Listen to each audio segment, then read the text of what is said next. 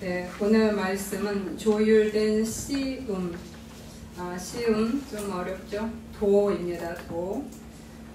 이것에 대해서 오늘 말씀을 드리고자 합니다.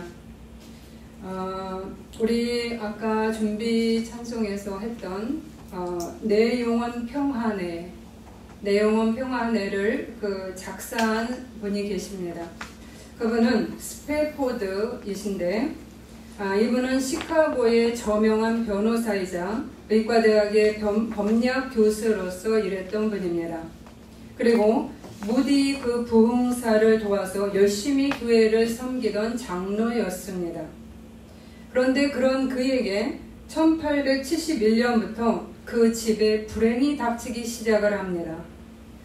4살 된 아들이 열병, 즉 선홍열을 앓다가 죽었습니다. 아들이 세상을 떠났을 때 가슴의 고통은 말할 것이 없겠죠.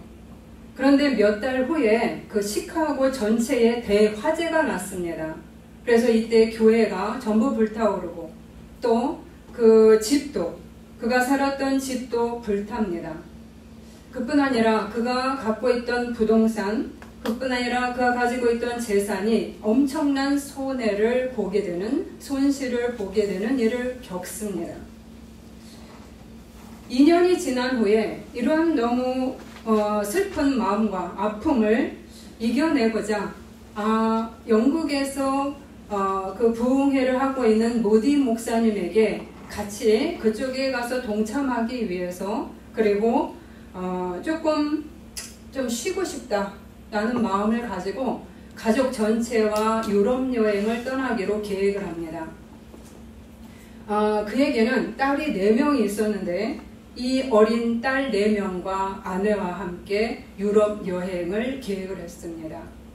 그런데 갑자기 이 사람에게, 이 장로님에게 사업장에 급한 일이 생겨버립니다. 그래서 아내에게 이야기합니다.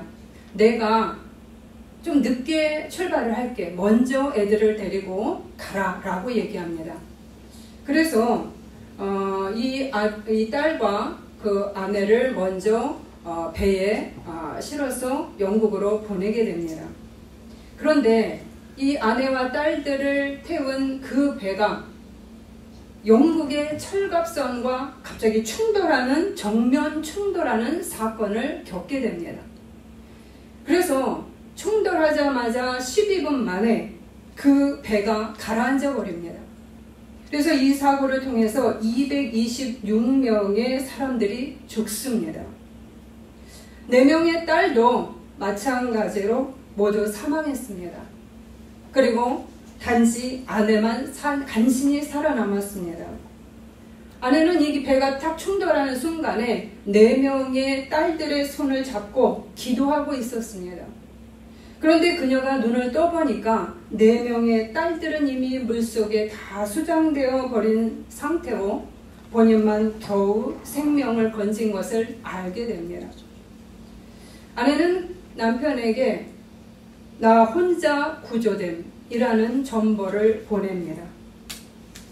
스패포드는 엄청난 충격을 받습니다. 그런데 더 충격을 받았던 그 아내, 자기도 너무너무 충격 속에서 헤매고 있는데 아내의 충격과 슬픔을 어떻게 위로할까, 그 와중에 생각을 하면서 아내를 데려오기 위해서 즉시 영국을 향해 떠나갑니다.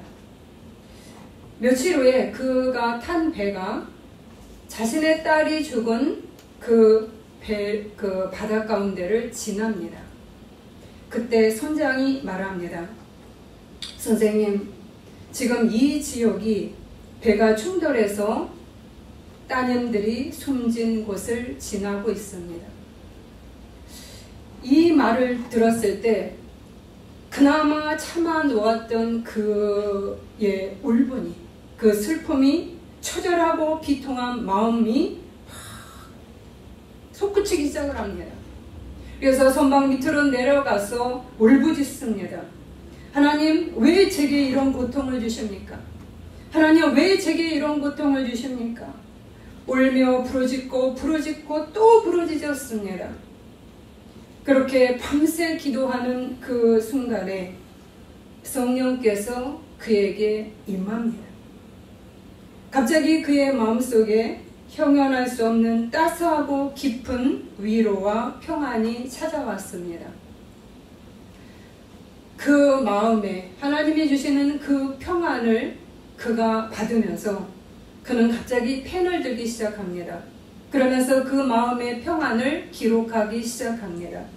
그것이 찬송가 410장의 13장의 기록 내용입니다. 내 평생에 가는 길 순탄하여 늘 잔잔한 강 같든지 큰 풍파로 무섭고 어렵든지 나의 영혼은 늘 편하다. 내 영혼 평안해. 이 말은 내 영혼 평안해. 이 말은 세상에 어떤 일이 있어도 나만 편하면 된다는 의미가 아닙니다. 우리가 잘 나갈 때만 평안하다 이 의미가 아닙니다. 그러면 스페포드가 어떻게 그 상황에서 평안을 노래할 수 있었을까? 그거는 자신의 아들이, 즉 하나님의 아들인 예수 그리스도가 처참한 십자가의 고통 속에 죽어가는 것을 보시며 가슴을 찢고 우셨던 하나님 아버지만이 주실 수 있는 평안이었음을 깨닫기 때문입니다. 아멘. 하나님도 자신의 아들 예수의 처절한 죽음의 과정을 낱낱이 보시고 겪으셨기에 그 누구보다도 부모의 아픔을 느끼며 고통스러워하셨다는 것을 그가 경험하기 때문입니다. 아멘. 이런 그분의 위로가 스페포드를 덮어버립니다. 그는 자신의 고난이 하나님의 벌이 아님을 깨닫습니다. 하나님은 선하신 분이고 그리고 그 믿음 위에 내가 서 있기로 이 참혹한 고난 앞에서도 평안을 노래할 수 있다고 생각합니다. 그래서 그가 1절을 지을 때 어떤 마음이 들었는가? 내 인생을 갑자기 돌아보기 시작합니다. 내 인생을 뒤돌아보니까 때때로 잔잔한 강같이 평탄하기도 하고 그리고 큰 풍파가 다가오는 어려운 시절도 있었던 것을 깨닫습니다. 그래서 1절을 짓습니다. 내 평생에 가는 길 순탄하여 늘 잔잔한 강 같든지 큰 풍파로 무섭고 어렵든지 나의 영혼은 늘 평안해. 그런데 그런 그가 배 안에서 밖을 내다보니까 풍파 속의 배를 삼키듯이 달려오는 파도를 보게 됩니다. 그 광경을 보고 2절을 짓습니다. 저 마귀는 우리를 삼키려고 입 벌리고 달려와도 주 예수는 우리의 대장되니 끝내 싸워서 이기리. 그런 다음에 자신을 돌아보니까 주님 앞에 너무나 부끄러운 모습을 갖고 있음을 깨닫습니다. 그래서 3절을 짓습니다. 내 지은 죄 주홍빛 같더라도 주 예수께 다 아뢰면 그 십자가 피로써 다 씻으사 흰눈보다 더 정하리라. 그리고 나서 하늘을 쳐다봅니다. 높은 하늘에 뭉게구름이 피어 있었습니다. 마치 딸들이 천국에서 아빠라고 부르는 것 같습니다. 그리고 언젠간 내가 하늘에 올라가서 하나님과 내 딸들과 같이 거하는 것을 생각하게 됩니다. 그래서 4절을 짓습니다. 저 공중에 구름이 일어나며 큰 나팔이 울릴 때에 주 오셔서 세상을 심판해도 나의 영혼은 겁 없으리. 이렇게 욥 같은 고난을 받은 스페포드는 주님의 평안의 은혜를 입어서 그가 일어섭니다. 그리고 다시 2딸을 낳고 아내와 함께 이스라엘로 가서 일생 동안 불우한 이웃과 그리고 가난한 고아들을 돌보면서 살다가 죽습니다. 저는 이 스페포드의 이야기를 접하면서 저의 과거의 아픔이 떠오릅니다. 지금 떠올라도 아픕니다. 많이 치유가 됐지만 사고는 사고죠.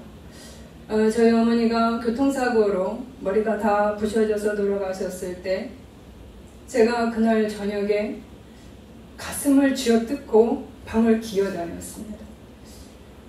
너무너무 어떻게 할 수가 없어서 가슴을 쥐어뜯고 울면서 부르짖었습니다.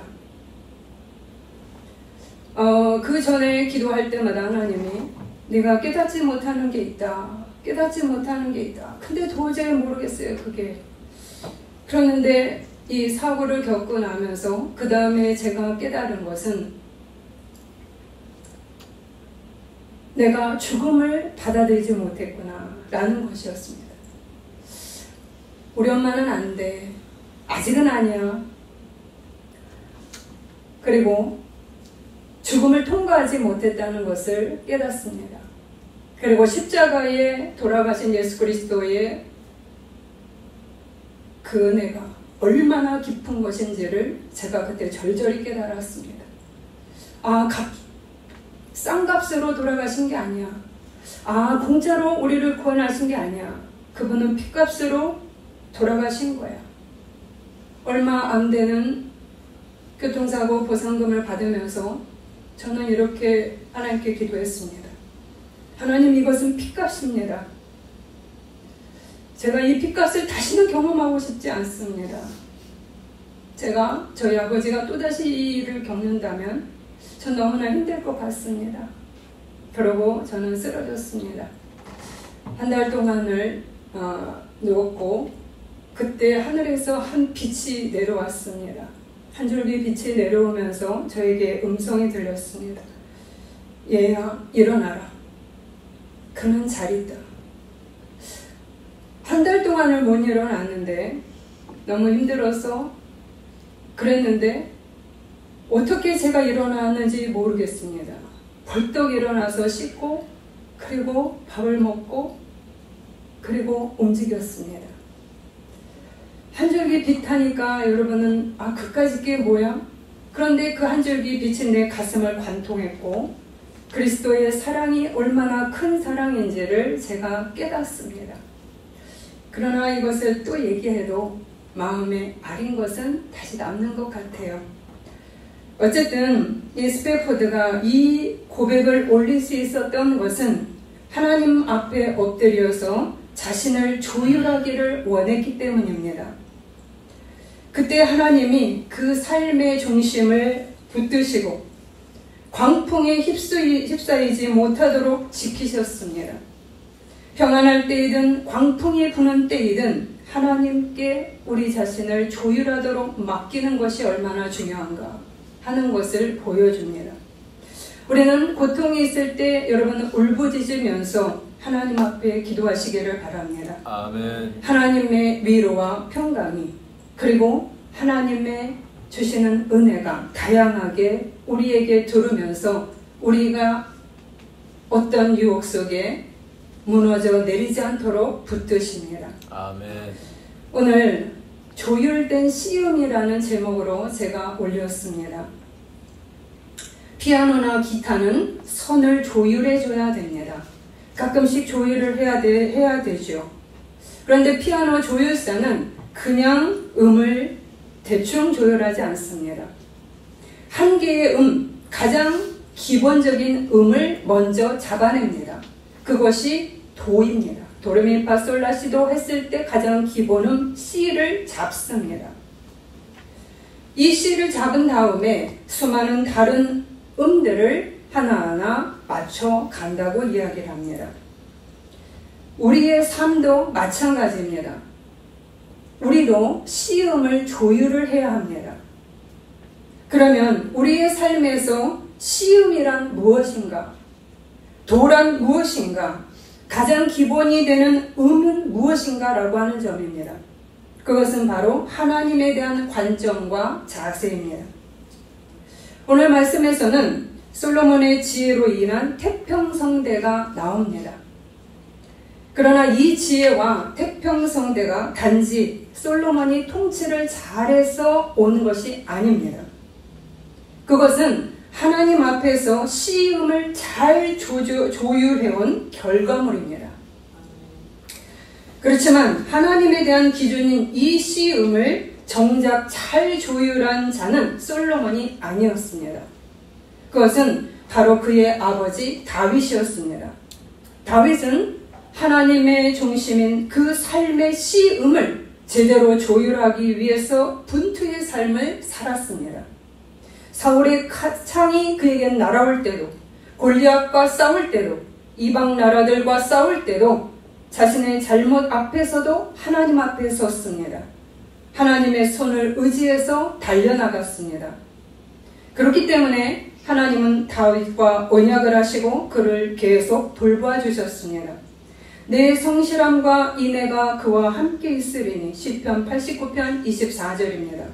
내 손이 그와 함께하여 견고하게 하고 시편 89편 21절에서 23절의 말씀입니다. 그러나 그가 범죄하였을 때도 마찬가지로 하나님 앞에 섭니다.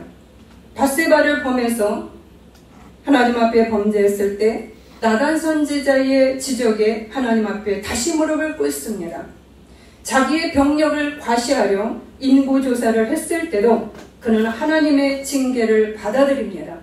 그래서 자신의 삶 속에서 음이 뒤틀려버린 것을 다시 조율해 나갑니다. 이처럼 다윗은 일생 동안 하나님 앞에 자신을 조율해 갔습니다. 아멘. 하나님의 중심인 그리고 그 시음이 내 자신에게 우리의 삶 속에서 고장나서 뒤틀려진 결정이나 행동을 했을 때 우리는 그 망가진 시음을 조율해 들어오시는 하나님의 손을 붙잡아야 합니다. 아멘. 그럴 때 내 영혼과 나의 다른 삶의 모든 부분도 다시 다 균형과 조화를 이루게 됩니다. 우리가 분투의 삶을 살 때는 좋을 때든 나쁠 때든 상관없이 다 해당이 됩니다. 우리에게 있어서 이 시음을 조율하는 것이 왜 중요한가? 가장 중요한 이유는 하나님과 동행하는 데 있다는 것입니다. 아멘. 언제나 나와 함께 가까이 계시고 그리고 내가 고통 가운데 있든 평안할 때이든 우리를 지키시고 도우시는 주님이 계시다는 뜻입니다. 이것이 가장 큰 축복입니다. 내 성실함과 인애가 그와 함께 있으리니 바로 이렇게 다윗은 아주 잘 조율된 시음을 솔로몬에게 넘겨줍니다. 하나님 중심의 시음 그리고 그런 시음으로 계속 나라를 통치해 온 그 유산을 솔로몬에게 넘겨줍니다. 그리고 솔로몬에게도 그것을 가르쳐줍니다. 내 하나님 여호와의 명령을 지켜 그 길로 행하여 그 법률과 계명과 율례와 증거를 모세의 율법에 기록된 대로 지키라. 그리하면 내가 무엇을 하든지 어디로 가든지 형통할지라. 솔로몬은 다윗의 이 말을 가슴에 새겼습니다. 우리 아버지가 어떻게 살았는가? 우리 아버지는 이 하나님 중심이 되기 위한 그 시음을 조율하기 위해서 그 기본음을 조율하기 위해서 인생을 분투하며 살았지. 그리고 나에게 그것을 계속 조율하라고 가르쳐 주셨다. 우리 아버지가 넘겨준 그 시음을, 그 조율된 시음을 나도 조율하며 살아야 되겠다라고 맹세합니다. 우리도 그래야 되겠습니다. 아멘. 특별히 교회가 제가 힘들지라도 이것을 너무 오랫동안 붙잡았습니다. 인기 없고 하나님 앞에 바로 서는 것, 하나님 앞에서 올바른 신앙을 견지해서 가는 것. 제임스 패커 목사님의 글을 읽으면서 이 길을 가는 것이 이미 숲속의 길을 잃은 자들처럼 되었다. 이전에는 초대교회가 이 길을 걸어갔고 예수의 제자된 그 길을 걸어갔고 하나님 앞에서 자신을 비워내는 그 길을 걸어갔는데 어느새 현대는 그 길을 잃어버렸다.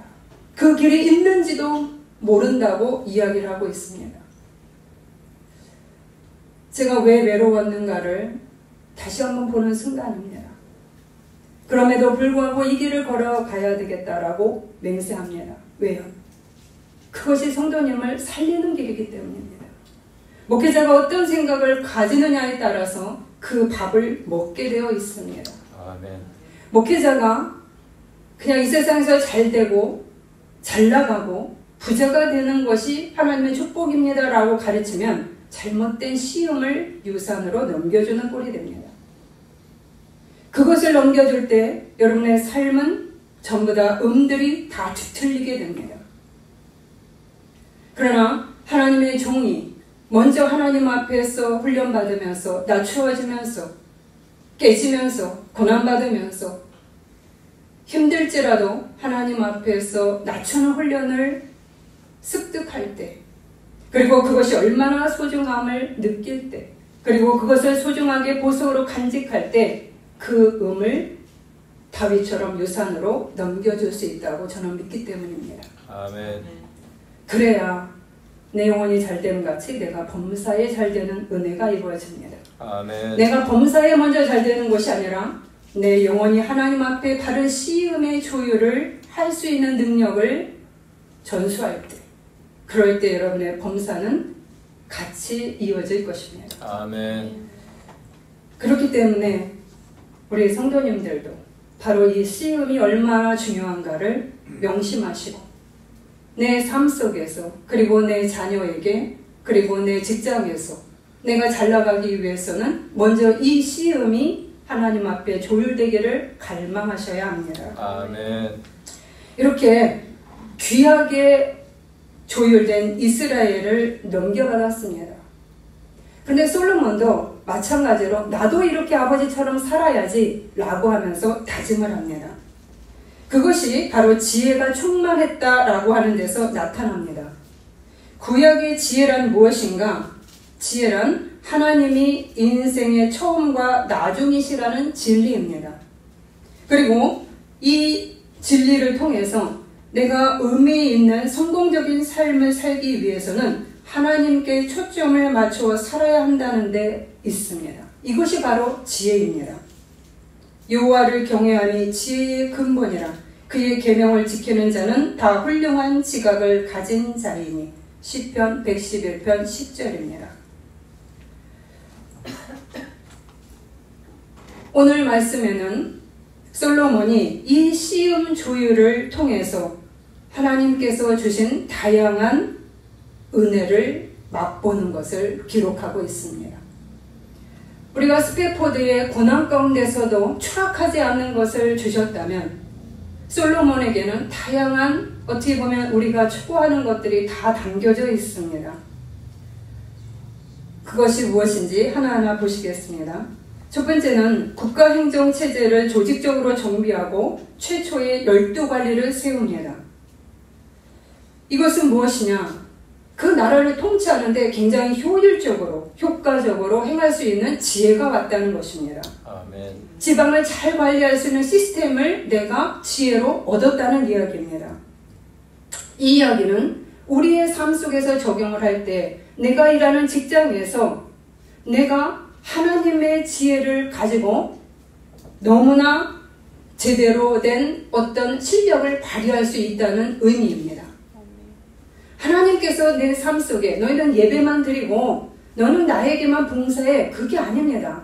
하나님은 하나님 앞에 중심이 되어 있는 사람에게 중심이 되어 있으면 어떻게 해요? 그 통로를 통해서 당신의 영이 흘러가는 겁니다. 아멘. 당신의 은혜가 올라가는 거예요. 아멘. 그러니까 내 직장에서, 내 삶의 현장에서, 내 가정 속에 하나님의 놀라운 지혜와 하나님의 능력이 흘러갈 수밖에 없는 것입니다. 아멘. 바로 이렇게 내가 일하는 곳 속에 하나님의 역사가 이루는 것, 이게 바로 솔로몬의 그 국가행정 체제를 효율적으로 정비한 그 은혜가 주어진 이유입니다. 두 번째는 인구가 많아지고 경제가 풍요로워졌습니다. 유다와 이스라엘의 인구가 바닷가에 모래같이 많게 되매 각기 포도나무 아래와 무화과 나무 아래에서 평안히 살았더라. 전쟁이나 경제적 혼란 없는 평성대를 누리는 것입니다. 경제적이고 군사적이고 마음까지 평안하다는 것입니다. 이 이야기는 우리의 삶 속에서, 여러분의 가정 속에서 여러분이 분투가 많습니까? 분쟁이 많습니까? 내 안에서 계속 솟구치는 화가 많습니까? 내 안에서 자꾸만 누군가에게 시비를 걸어서 뭔가 해결하고자 하는 그러한 통증이 여러분에게 있습니까? 그러면 집안이 맨날 싸움터가 되죠. 그러나 하나님께서 당신의 시험을 조율하려 자꾸만 들어간 자에게 우리는 완벽하게 싸움이 없을 수는 없습니다. 그러나 적어도 하나님 안에서 내 가정이 평안하게, 내 가정이 화평하게 계속적으로 하나님의 은혜가 내 안에 들어가는 겁니다. 내가 그 은혜를 받고 내 남편이 그 은혜를 받고 내 자식이 그 은혜를 받습니다. 우리들의 기도가 땅에 떨어지지 않습니다. 아멘. 부족한 기도, 하나님 어떻게 나에게 이런 일이, 어떻게 나에게 이런 일이라는 그 고백을 주님 앞에 무릎 꿇어 절절하게 했을 때 하나님이 스페포드가 무너지지 않도록 하셨듯이, 제가 더 추락하지 않도록 저를 붙잡아 일으켰듯이, 마찬가지로 여러분에게도 하나님께서 고난의 시간 속에서는 얘야 거기가 끝이 아니란다. 얘야 더 추락하지 않도록 하나님은 붙드시고, 그뿐 아니라 우리 집안에서 환란이 끊이지 않는 것 같은 그곳에 하나님의 평강의 은혜로 두르시면서 우리를 다시금 하나님의 웃음 속으로 우리를 데려가십니다. 그래서 우리 집안이 달라지는 겁니다. 이전보다 더 부드럽고, 이전보다 더 따뜻하고, 이전보다는 더 넓어지고, 이러한 은혜가 우리에게 주시는 겁니다. 아멘. 또 지혜와 총명과 넓은 마음이 충만해졌습니다. 하나님이 솔로몬에게 지혜와 총명을 심히 많이 주시고 또 넓은 마음을 주시되 모든 지혜보다 더 뛰어난지라. 여러분, 지혜와 총명, 어떤 분이 이런 얘기를 합니다. 솔로몬이 가장 최고의 지혜를 받았기 때문에 우리는 솔로몬보다 다 못한 지혜를 받을 거예요. 그러니까 별로 기대 안 합니다. 여러분, 성경에서 최고의 은혜를 줬다 하는 것은 솔로몬뿐만 아니라 나에게도 그렇게 하신다는 뜻입니다. 아멘. 그럴 때 아멘 이렇게 하셔야지, 솔로몬보다 못하니까 나는 베스트가 아닐 거야. 그거는 성경 보시는 관점을 바꾸셔야 합니다. 지금 솔로몬에게 하나님은 어떤 부분을 보든 정확하게 핵심을 뚫는 그 은혜를 주신 겁니다. 자연 현상을 보고 정확하게 그 부분을 파악을 하는 거죠. 박식한 능력이기도 하고요. 내 현실의 복잡한 문제를 정확하게 분별하고 해결할 수 있는 예리한 판단력을 의미합니다. 그 이상입니다. 거기에다 넓은 마음까지 주셨습니다. 여러분, 우리가 왜 부딪힐까요? 우리가 마음이 좁기 때문이죠. 우리 마음이 자꾸 종지 마냥 작기 때문에 뭐가 하나 들어오려면 막 부딪히는 거야. 내 마음이 딱딱하기 때문에 뭘 하나 스펀지처럼 담아내지 못합니다. 그러면 내 성격이에요. 뭐 어쩌라고요. 여러분, 하나님 앞에 들어오면 내 안에 딱딱한 마음과 내 안에 좁은 마음을 계속 넓힙니다. 아멘. 그리고 그 안에 쿠션을 계속 장착해서 나를 포근한 사람으로 만들어 가십니다. 아멘. 그러면서도 우리를 강하게 만드십니다. 바로 이 넓은 마음이라는 것은 내가 지정이의 모든 면에서 넉넉한 그런 포용력 있는 마음을 갖도록까지 하실 뿐 아니라 내 안에 좁은 생각, 내가 가지고 있는 작은 틀에 묶이는 것이 아니라 내 생각의 틀을 깨서 열린 사고를 할 수 있도록 만드시는 것을 의미합니다. 아멘. 그래서 어떤 분하고 얘기를 하면 답답하네. 어떤 분들 생각의 틀이 너무 작네. 이렇게 느끼시는 분들 있죠. 여러분이 회사에서 일을 하면 이런 분들을 느낄 거고, 어떤 분들을 만나면 좀 열린 사고를 가지고 있어서 넉넉하게 뭔가를 다른 차원에서 생각할 수 있는 힘들이 있는 분들이 있어요. 하나님이 솔로몬에게 주셨다는 것은 바로 이 두 가지 다입니다. 넓은 마음, 포용력 있는 것뿐 아니라 열린 사고를 가지고 다각도로 어떤 것들을 볼 수 있는 통찰력입니다. 이런 것들에 욕심이 나셔야 됩니다. 아멘. 하나님 저에게도 이런 은혜를 주시옵소서. 왜요? 이러한 것들을 통해서 내가 상당히 리더십이 있게 되고 그리고 전체에게 존경을 받는 사람으로 내가 성장할 수 있기 때문입니다. 아멘. 바로 이러한 은혜가 솔로몬에게 주어졌습니다. 그래서 많은 사람들이 천하의 다른 나라에서 이 사람의 지혜를 듣기 위해서 몰려왔습니다. 하나님이 왜 이스라엘만 잘 되면 되지 왜 다른 나라에까지도 이 지혜를 전수할까? 그것은 무엇이냐? 하나님의 열린 마음을 갖고 계셨기 때문입니다. 열린 사고를 갖고 계셨어요. 나만 잘 되는 것이 아니라 그리스도 안에 있을 때 여러분이 어떻게 하시죠? 여러분이 예수를 믿게 되면 하는 일이 있습니다. 맨 먼저 하는 일이 무엇이냐? 우리 가족을 위해 기도하게 됩니다. 영접하셔야 됩니다. 우리가 예수를 믿게 되면 나 하나만 잘 되게 해주세요라고 절대 거기서 멈추게 하지 않습니다. 내 가족을 먼저 기도하게 됩니다. 내 가족이 예수를 안 믿으면 그것에 고통스럽고요. 내 가족이 어둠 속에 있으면 그 어둠이 내 안에 고통스럽고 눈물이 짓게 됩니다. 내 부모가, 내 형제가, 내 자녀가 고통 속에 있으면 그 고통이 나의 고통에 대해서 눈물 지어 기도하게 됩니다.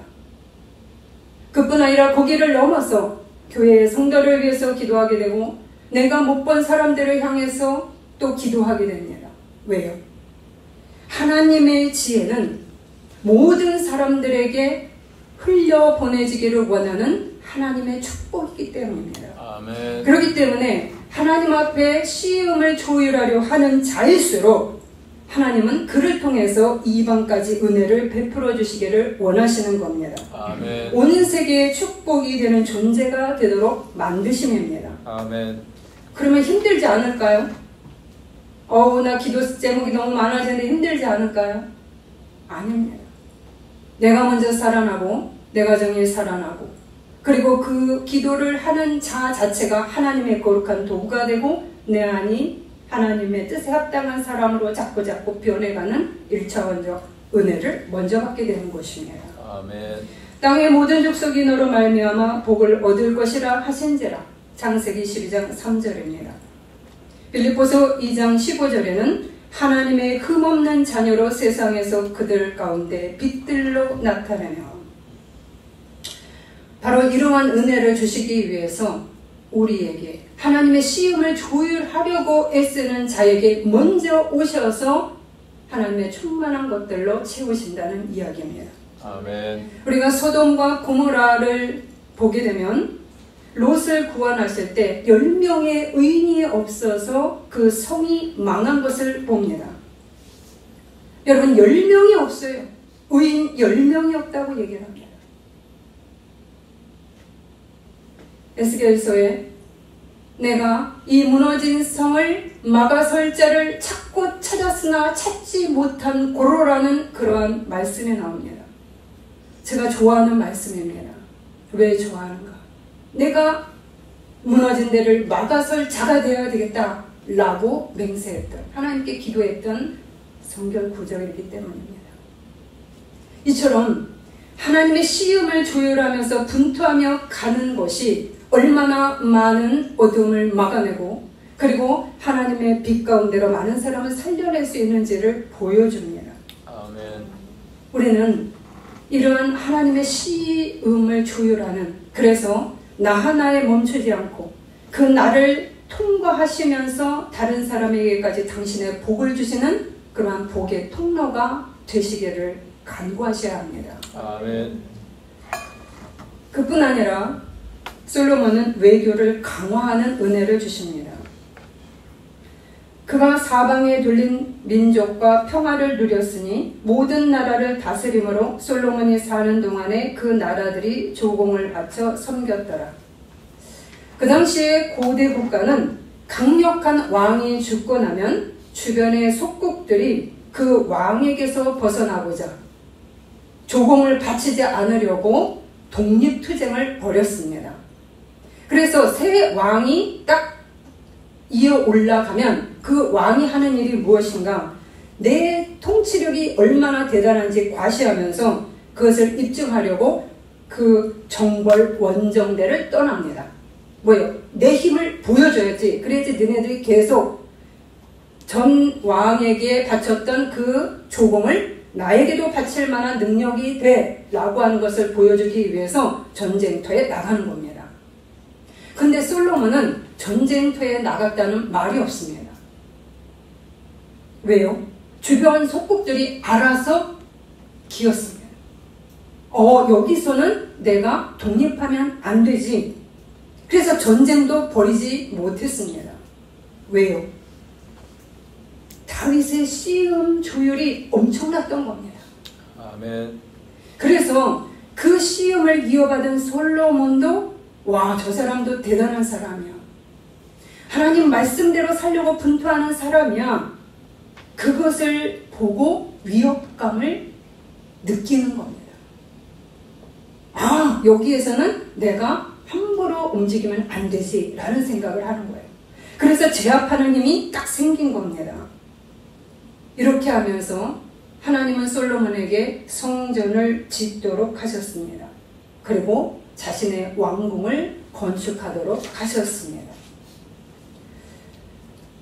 이러한 다양한 축복들이 이 시험을 조율한 그리고 이렇게 살아왔던 다윗과 솔로몬에게 주어진 축복입니다.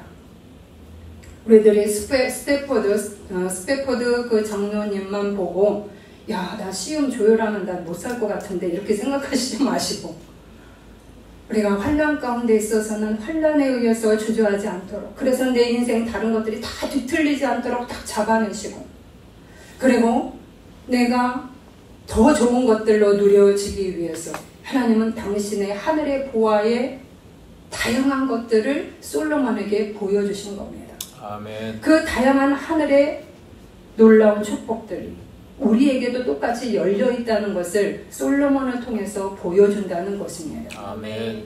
여러분들이 이것을 사모하셔야 되죠. 아멘. 그런데 우리는 어떻게 사모하는가? 하나님의 시험을 조율하지 않은 채 사모합니다. 그냥 잘 되게 해주세요. 그냥 돈 많이 벌게 해주세요. 하나님 그냥 도장만 찍어주세요. 계속 이것만 구합니다. 시험은 뒤틀려 있는데 그냥 나에게 도장만 찍어주시라니까요. 그게 아니었습니다. 제가 일찍이 깨달은 게 이겁니다. 제가 20대에 새벽 기도를 하면서 새벽 기도 40일 작정 기도를 나갔습니다. 젊어서 20대 때죠. 그때 공부를 더 하려고 등록금 주세요. 등록금 주시려면 제가 알바를 해야 되니까 알바 자리를 주세요. 알바 자리를 주세요. 나쁜 기도 아니죠. 과외를 마련해 주세요. 그래서 40일 작정 기도를 들어왔습니다. 한 번 더 가지고 갔죠. 가는데 그리고 거기에다가 아침 금식, 오전 금식을 하고 제가 이제 갔습니다. 근데 온전하게 못하는 거예요. 왜냐하면 12시간을 금식을 할 생각을 하니까 배가 미리 고픈 거라. 그래갖고 12시 되기 전에 막 먹어요. 먹어 놓는 거예요. 먹어 놓고 12시 동안 이제 버티는 거죠. 그리고 머릿속에 먹는 것만 있는 거예요. 12시 끝나면 언제지? 점심 12시 끝나면 딱 먹을 수 있잖아요. 12시간 하는 건데 12시만 내가 생각한 거예요. 그랬더니 39일째 때는 하나님의 응답이 왔습니다. 그때 저희 어머니가 또 병원에 입원을 해서 병원에 가야 되는데 40일 금식해야 된다고 제가 병원에 엄마를 혼자 놔두고 교회 와서 40일 마감을 마저 했어요. 그러니까 여기에서 제가 여러분이 회개해야 될 제목이 많이 보이는 거예요. 39일째 응답이 왔는데 어떤 응답이 오냐? 내가 내 기도를 듣지 않았다. 응답이 오는 거예요. 아니 그러면 하나님 미리 주시면 미리 한 5일 정도 내 기도 안 들으실 거면 미리 주시면 밥 먹지 않습니까? 제가 첫 번째 질문인 거예요.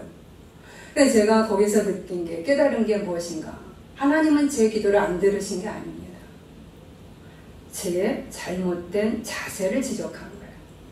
저에게는 하나님이 먼저가 아니라 다 해주세요. 저 돈 벌어야 됩니다. 제가 학교를 공부하러 가야 되는데 등록금 주세요. 그러면서 깨달은 게 나는 하나님을 같이 의논하는 상대가 아니라 도장만 딱 찍어주시는 분으로 나는 생각했구나. 그것을 첫 번째 깨닫습니다. 하나님은 내 기도를 안 들으신 게 아니라 다 들으셨고, 그렇지만 내 뒤틀려진 하나님 앞의 자세를 교정하신 거였습니다.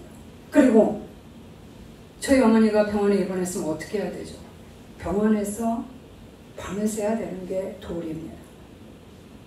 그런데 제가 거기에는 또 하나님을 작정기도라고 거기다가 찍어가지고 교회에서 그날 못할 수도 있죠. 병원에서 하면 됐습니다. 그래서 제가 하나님 앞에 이건 악이다 라고 얘기했습니다. 그리고 나서 제가 어머니를 병원에서 퇴원하고 난 다음에 한 달 있다가 퇴원하셨는데요. 집에 혼자 있을 때 하나님의 응답이 왔습니다. 성영아, 네가 부족하지 않니? 1년만 기다릴래. 맞아, 1년만 기다려야 되지. 제가 화학과를 가고 싶었는데 수학이 부족하구나. 그래서 수학책을 딱 폈어요. 근데 나중에 보니까 그게 아니에요. 수학이 부족한 게 아니라 이선영, 너는 믿음이 부족하구나. 이 얘기였습니다. 그걸 나중에 깨달았습니다. 어쨌든 이렇게 우리가 하나님 앞에 시음은 조율하지 않고 뭐를 하나님 앞에 구하는가? 하나님 나의 필요를 다 구하는 겁니다. 그러다 보니까 시음이 뒤틀려지면서 다른 삶의 것들도 뒤틀려지기 시작하는 겁니다. 하나님이 저에게 39일째 응답을 주신 것처럼, 나의 잘못된 시음을 교정해 주신 것처럼, 제가 지금까지도 그걸 잊지 못하고 내가 하나님을 결제하는 하나님으로 규정하지 않고 나가는 이유가 여기에 있습니다.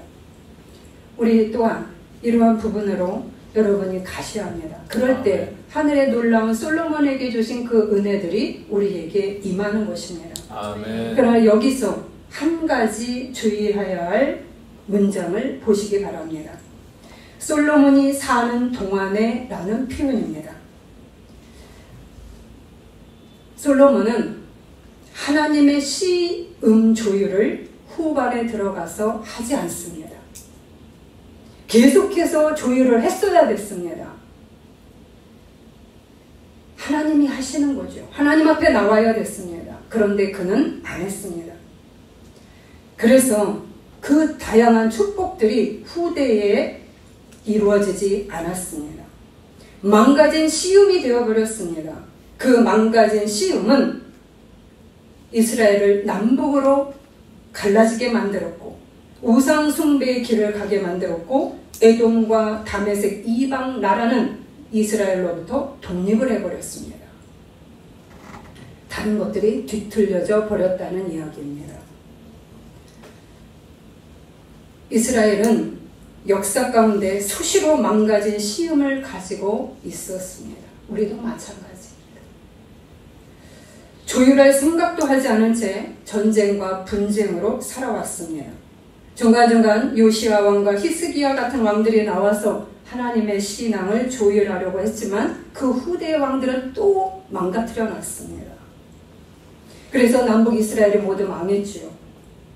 신약에 들어와서도 마찬가지입니다. 서기관과 제사장들이 하나님 중심의 시음을 조율하지 않았습니다.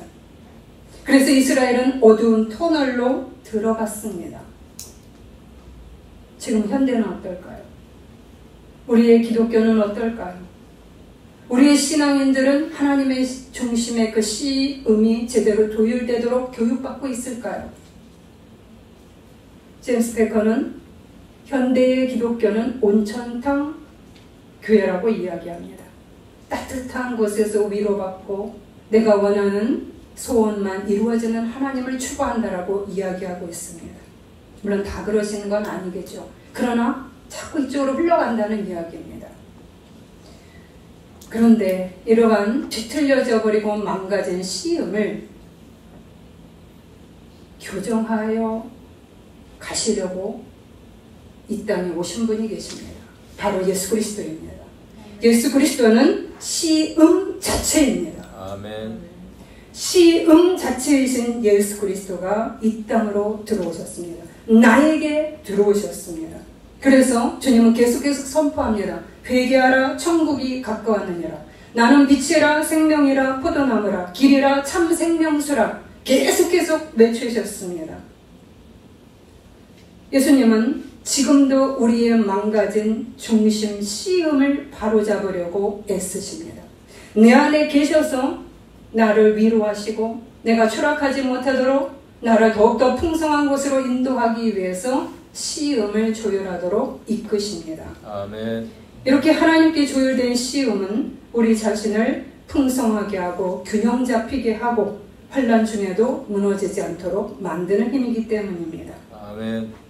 우리는 계속해서 자주 하나님의 시음을 조율하여야 합니다. 어떻게 해요? 예수님을 집중해서 묵상하시면 얼마나 내가 시음에서 먼 음색이 나오는지를 볼 수가 있습니다. 아멘. 우리는 시음에서 멀어진 것을 하나님 앞에 그냥 있는 그대로 구하시면 됩니다. 도와주시옵소서. 내가 내 음색이 어떤 것인지 잘 모릅니다. 그러한 기도 속에서 주님은 나를 교정하러 들어오실 것입니다. 우리의 시음 자체이신 예수님의 모습을 집중해서 보면서 그리고 내 시음을 조절함과 동시에 내 삶 속에서 빗나간 음들을 하나하나 조정해 주심을 볼 것입니다. 아멘. 그래서 천국의 풍성한 은혜가 우리의 삶 속으로 스며들어오도록 주님께서 역사하실 것입니다. 아멘. 여러분, 그러기 위해서 여러분 조용한 기도 시간을 확보하시기 바랍니다. 아멘. 분주하게 움직이지 마시고 여러분 10분도 좋고 20분도 좋습니다. 여러분 그 시간을 잡다하게 핸드폰 키시면서 그냥 기도하지 마시고 하나님만 생각하면서 그 시간을 확보하십시오. 그리고 적어도 말씀 묵상 시간을 조금이라도 확보하시기 바랍니다. 아멘. 그럴 때 내 안을 가득 채우고 있는 잘못된 시음들을 느끼게 될 것입니다. 그래서 우리의 시음이 제대로 조율되도록 이끄시는 주님의 은혜가 그 시간을 통해서 이루어집니다. 어렵게 생각하지 마세요. 우리는 이거를 지속적으로 안 하기 때문에 적어도 일주일에 3번 이상은 하셔야 합니다. 기도 1시간, 2시간 하시라고 말씀 안 드려요. 하시면 좋죠. 하지만 적어도 주님께 집중되어 있는 마음을 모으는 10분, 20분을 여러분이 하시기 시작하면 그 20분은 30분이 되고요. 내 삶 속에서 펼쳐지는 주의 역사를 체험하게 되실 것입니다. 아멘. 이 은혜가 우리 모두에게 있으시기를 바랍니다. 아멘. 이 교회에 이 은혜가 넘쳐야 되겠습니다. 아멘. 많은 분들이 살아나야 되겠습니다. 아멘. 여러분들을 위해 새벽에도 기도하고 왔습니다. 아멘. 이 아멘. 시음이 넘치는 축복을 받는 성도님 되기 위하여. 아멘. 기도하시겠습니다. 우리는 우리의 삶의 균형을 맞추려는 다양한 시도를 합니다. 그러나 그 시도 중에 가장 중요한 것은 예수님의 시음을 제대로 조율하는 것입니다. 그리할 때 우리의 삶의 모든 것들은 제자리에 똑바로 서서 움직일 것입니다. 고통이 몰아쳐도 함몰되어 쓰러지지 않으며 놀라운 축복들이 주어져도 오만함으로 무너져 내리지도 않을 것입니다. 주님, 우리에게 주님의 시음을 시시로 조율하는 성도 되게 하소서. 그리하여 항상 함께 동행하게 하시는 주님의 놀라운 은혜들을 체험하게 하소서. 예수 그리스도 이름으로 기도드립니다. 아멘.